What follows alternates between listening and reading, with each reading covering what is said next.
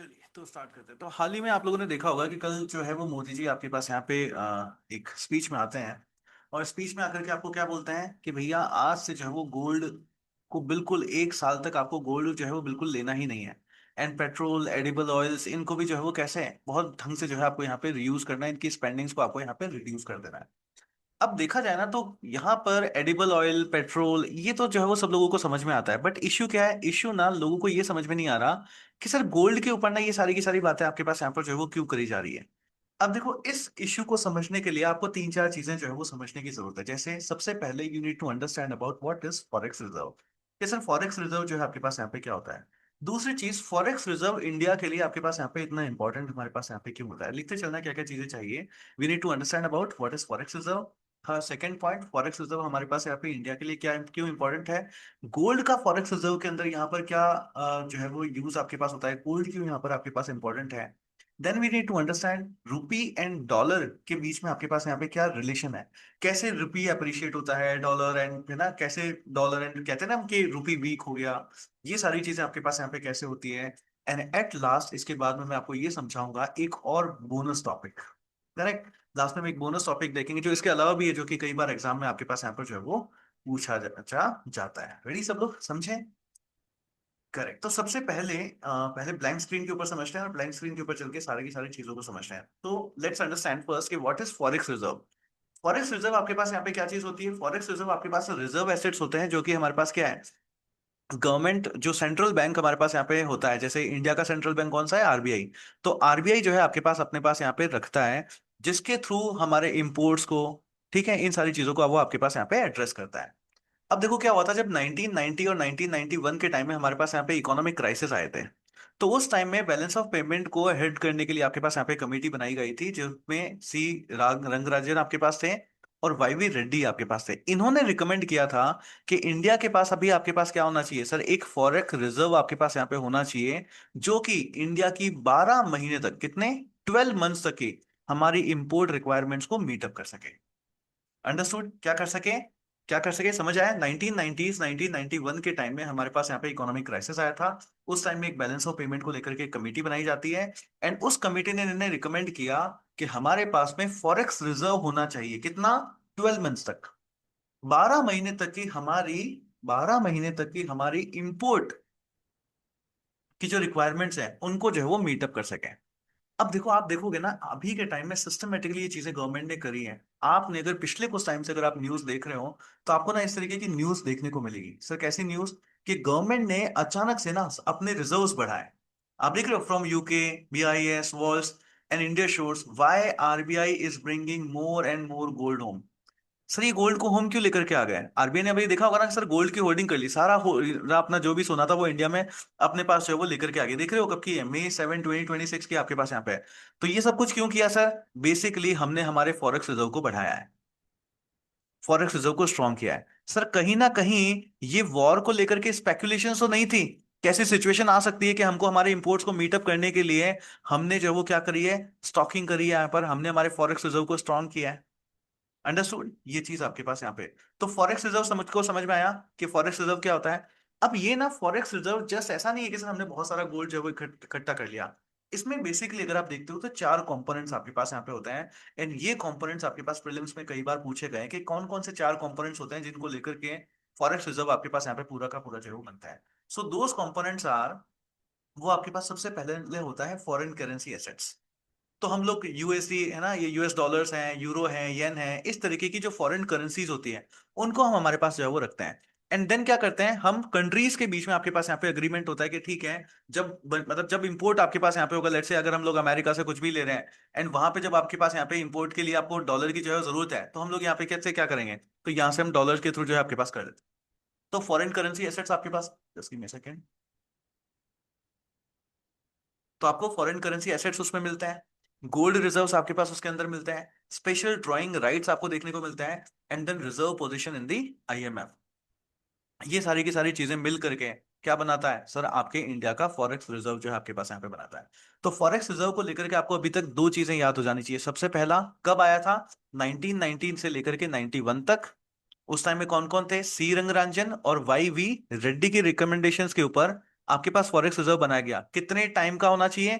12 months की import requirements को meet करने जितना रिजर्व होना चाहिए। सेकंड, आपको इसकी इसके कंपोनेंट्स पता होने चाहिए, क्या क्या होता है? फॉरेन करेंसी एसेट्स होते हैं, गोल्ड रिजर्व्स होते हैं, स्पेशल ड्राइंग राइट्स होते हैं, एंड देन रिजर्व पोजीशंस जो आपके पास आईएमएफ में होता है, ये सारी की सारी चीजें आपके पास। अब नेक्स्ट हमको देखना है कि सर ये इतना हमारे पास इतना इंपॉर्टेंट क्यों होता है? इंपॉर्टेंट होता है कि जब कभी भी आपके पास यहाँ पे इसेंशियल इंपोर्ट्स को आपके पास यहाँ पर जो है वो करना हो, just give me a second. हाँ जी। तो जब कभी भी इंपोर्ट्स आपके पास यहाँ पे होते हैं, इनके पेमेंट में आपके पास यहाँ पे फॉरेक्स रिजर्व काम आता है। सो जैसे कि हम लोग क्रूड ऑयल यहाँ पर सऊदी अरेबिया से लेते हैं, रशिया से लेते हैं, तो इनका पेमेंट कैसे होता है? इस फॉरेक्स रिजर्व के आपके पास के थ्रू ही जो है आपके पास यहाँ पे होता है। नेक्स्ट हम लोग यहाँ पे देखते हैं कि जब कभी भी आपके पास किसी तरह का कोई भी क्राइसिस आपके पास आता है, जैसे कोविड के टाइम में हमारे पास यहाँ पे जो है वो क्राइसिस आया था, उस टाइम में हमारी इकोनॉमिक कंडीशंस को मीट करने के लिए भी आपके पास क्या है? सर ये फॉरेक्स रिजर्व काम आता है। अभी के टाइम में आप देखोगे तो ऑयल प्राइसेस राइज हो रही है, एक्सपोर्ट्स हमारे पास यहाँ पे फॉल हो रहे हैं, फॉरेन इन्वेस्टर्स जो है अपना पैसा यहाँ पे ले रहे हैं, तो ये भी क्या है? ये भी एक तरीके की इकोनॉमिक क्राइसिस है। तो इस टाइम में भी क्या है? इस टाइम में फॉरेक्स रिजर्व जो है हमारे पास क्या है? सर वो एक तरीके का अम्ब्रेला, एक तरीके की शील्ड की तरह हमारे पास यहाँ पे काम आता है। और इसीलिए इसको क्या कहते हैं? इसीलिए इसको हम एक सेफ्टी सेफ्टी क्यूशन भी जो हम लोग बोलते हैं। नेक्स्ट आप देखते हो तो जो हमारा इंटरनेशनल ट्रेड है उसको मेंटेन करने के लिए आपके पास यहाँ पे काम आता है। एंड लास्ट हम देखते हैं तो हमारी करेंसी वैल्यू को भी स्टेबलाइज करने के लिए फॉरेक्स रिजर्व हमारे पास बहुत ज्यादा काम आता है। नेक्स्ट, करेक्ट, समझ आया क्या क्या चीजें? किस किस चीज के लिए फॉरेक्स? सबसे पहली चीज, what is forex reserve? Who holds it? RBI holds it, central bank of any country that will hold it. Second, कब आया था? 1990 से लेके 91 तक। Balance of payment C Rangarajan and YV Reddy का नाम याद रखना है। करेक्ट, इन्होंने कितने टाइम तक के लिए आपको बोला? 12 मंथ्स के लिए, 12 मंथ्स के लिए।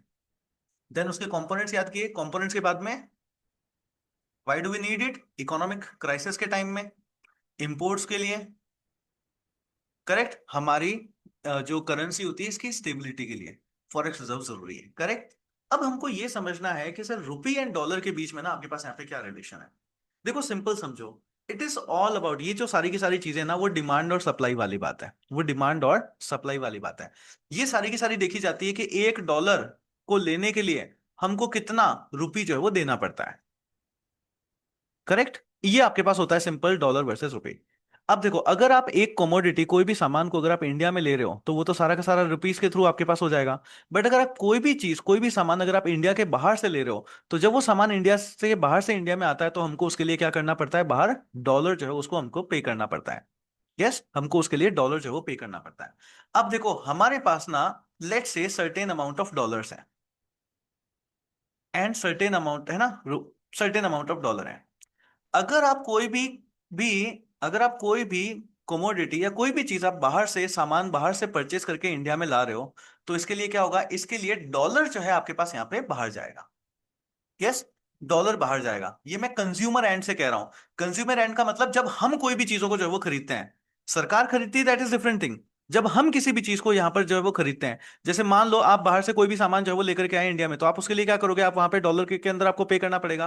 तो इससे क्या हुआ? इससे हमारे डॉलर का आउटफ्लो हुआ। क्या हुआ? हमारे डॉलर का आउटफ्लो हुआ।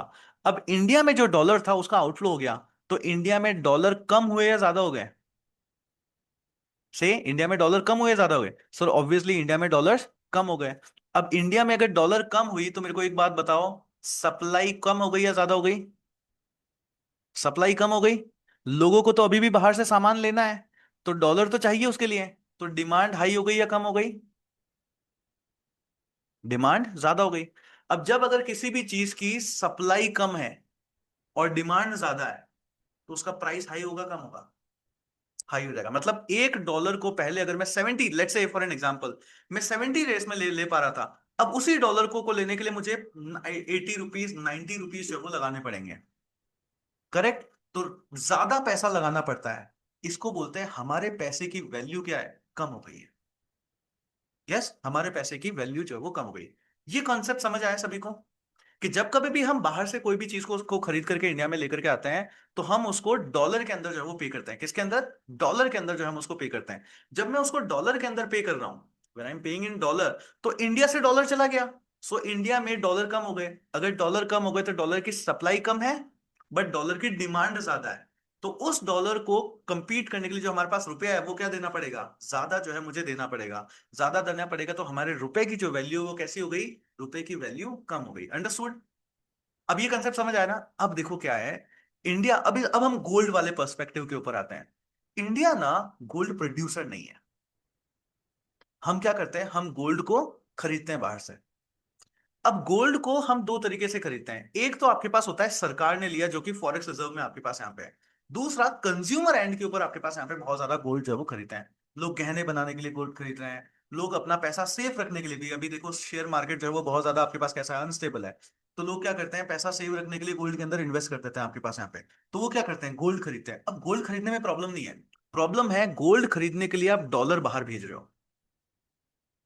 अंडरस्टूड? क्या हो रहा है, गोल्ड आप बाहर से खरीदना पड़ रहा है, बाहर से आता है गोल्ड तो हम इंपोर्ट करते हैं। तो जब इंपोर्ट करते हैं तो गोल्ड के लिए क्या हो रहा है, डॉलर का आउटफ्लो हो रहा है। अब डॉलर का आउटफ्लो हो गया तो हमारे रुपी की जो वैल्यू है वो क्या हो जाएगी, से हमारा रुपी वीक हो जाएगा। अंडरस्टूड? हमारा रुपी वीक हो जाएगा। इस रुपी को वीक होने से बचाने के लिए, इस रुपी को वीक होने से बचाने के लिए हमको क्या करना है, गोल्ड का इंपोर्ट कम करना है। समझ आया? अब आप बोलोगे सर रुपी गोल्ड क्या क्या फर्क क्या पड़ता है? भाई इंडिया जो ऑयल खरीद रहा है, वो ऑयल खरीदने के लिए रुपी में पैसा दे रहा है, डॉलर में पैसा दे रहा है? डॉलर देना पड़ रहा है, बट डॉलर तो इंडिया को भी तो लेना पड़ता है। अगर आपने गोल्ड गोल्ड में डॉलर को बाहर भेज दिया, अब उस डॉलर को लेने के लिए इंडिया को ज्यादा रुपी देना पड़ेगा, क्योंकि रुपी की वैल्यू वीक हो गई आपके। करेक्ट? तो इंपैक्ट है कि नहीं है? इंपैक्ट है। इस वजह से मोदी जी ने आपके पास कहा कि साल भर तक के लिए गोल्ड बिल्कुल भी मत खरीदिए। अंडरस्टूड? कितने लोगों को ये सारी की सारी बातें समझ में आई? से आए in the chat box. Yes? Correct? तो ये आपके पास सारा का सारा जो है वो मुद्दा होता है। तो आई होप अब आप गोल्ड को लेकर के जो है ये सारी की सारी अब आप मोदी जी की ये बात समझ पाओगे, अब आप ये सारी की सारी चीजें समझ पाओगे। So how ever house hold gold purchase जो होता है, it has a different economic impact. Unlike the RBI reserve management operations, consumer demand for imported gold directly increases dollar outflow. क्या करता है, डॉलर आउटफ्लो आपके पास यहाँ पे इंक्रीज कर देता है। Large scale gold imports can therefore add pressure on the India's current account deficit and increase demand for the dollar, which may weaken the rupee over time. ये पूरा का पूरा जो मैंने आपको समझाया, it is that. Understood? Yes? Dollar outflow then Indian rupee weakens, making gold even and more expensive. और ज्यादा गोल्ड और ज्यादा एक्सपेंसिव हो जाएगा। जब बहुत ज्यादा एक्सपेंसिव हो जाएगा तो बेसिकली क्या है सर, ये आपके पास एक विशियस साइकिल बन जाएगा। करेक्ट? ये आपके पास एक विशियस साइकिल बन जाएगा। इसलिए मोदी जी ने आपसे कहा कि एक साल तक अब आप गोल्ड बिल्कुल भी मत परचेस करिए। यहां तक सबको समझ आया? Now as promised, let's understand a bonus topic. ये सारा टॉपिक तो यहां से जो अभी करंट में आपके पास चला, बट इस करंट से लिंक करता हुआ एक स्टैटिक टॉपिक है, जो बार बार इकोनॉमी के अंदर ना आपके पास यहाँ पे यूपीएससी के अंदर जो है वो पूछा जाता है, and that is currency swap. कि करेंसी स्वैप आपके पास यहाँ पे क्या होता है? Currency swap is basically, currency swap is basically just take two hands. दो कंट्रीज आपके पास हैं, तो हमने हमारी करेंसी उनको दे दी, उनकी करेंसी हमने ले ली। That is called currency swap. That is called currency swap.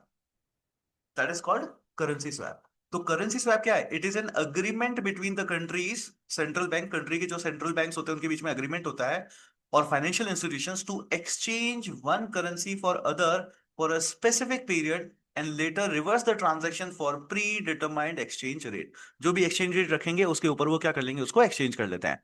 जैसे हमने इंडिया और जापान के बीच में हम लोगों ने कर रखा है, जापान हमको येन देता है, हम उनको रुपीस देते हैं, and after a fix period हम दोनों एक दूसरे को रिटर्न कर देते हैं। करेक्ट? सो आई होप ये सारे टॉपिक्स आपको समझ में आए होंगे। इनको लेकर के यूपीएससी बहुत बार क्वेश्चंस पूछता है। सो जब कभी भी ऐसी न्यूज़ देखे उसको जरूर पूरा पढ़ना है, उसकी टर्मिनोलॉजीज को जरूर पढ़ना है। एंड अगर आपको ये वीडियो अच्छा लगा हो, please do share it with your fellow aspirants. Okay, thank you so much.